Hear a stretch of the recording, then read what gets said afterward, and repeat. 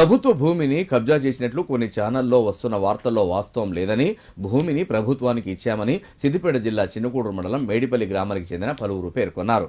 గ్రామంలో ఏర్పాటు చేసిన మీడియా సమావేశంలో సిద్దిపేట నియోజకవర్గ మాజీ ఆత్మ కమిటీ చైర్మన్ సత్యనారాయణ రెడ్డితో పాటు మరికొందరు మాట్లాడారు.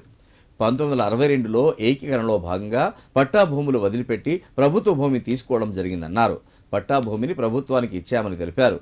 10 ఎకరాల పట్టాభూమి ఇవ్వగా 1963లో 7 ఎకరాల 39 గుంటల ప్రభుత్వ భూమిని తమకు అందజేసినట్లు తెలిపారు. ఇంకా 2 ఎకరాల 4 గుంటల భూమి రావాల్సి ఉందన్నారు.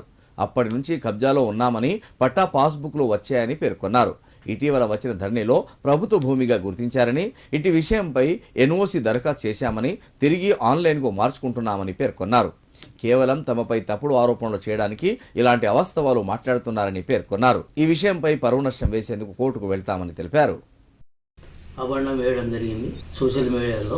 అలాంటిది ఎప్పుడు కూడా మేము చేయలేదు. ఏ గవర్నమెంట్ ల్యాండ్ కూడా మేము కబ్జా చేయలేదు. మా చరిత్రలో లేదు, మా కుటుంబ చరిత్రలో లేదు. అయితే 1962-63లో మా గ్రామం కన్సాలిడేషన్లో సెలెక్ట్ అయింది. అప్పుడు భూకమతాలు బదిలీ ఏకీకరణ కొరకు భూకమతాలు రైతులందరూ చేసుకున్నప్పుడు మేము కూడా ఓ 10-20 మంది రైతులు చేసుకున్నాం. అందులో మేము కూడా ఒకరం.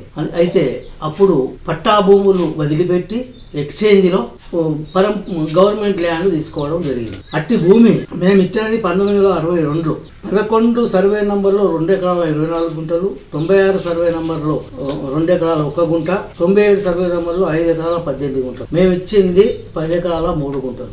మాకు వచ్చింది 1963లో 1 ఇయర్ తర్వాత మాకు ఇచ్చింది 63లో 2 ఎకరాల 6 గుంటలు, 76లో బై 47లో 6 గుంటలు, 76 బై 50లో 20 గుంటలు, 76 బై 49లో 1 గుంట 1 ఎకరం 7 గుంటలు, 76 బై 48లో 4 ఎకరాలు 7 ఎకరాల 39 గుంటలు.